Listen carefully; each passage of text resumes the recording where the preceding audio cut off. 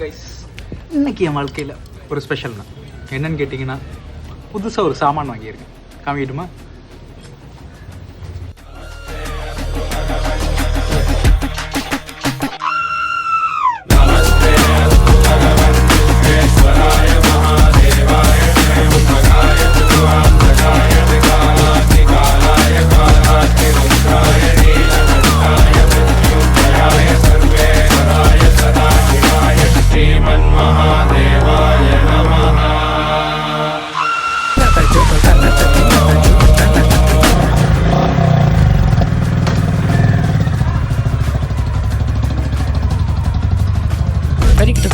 Very good.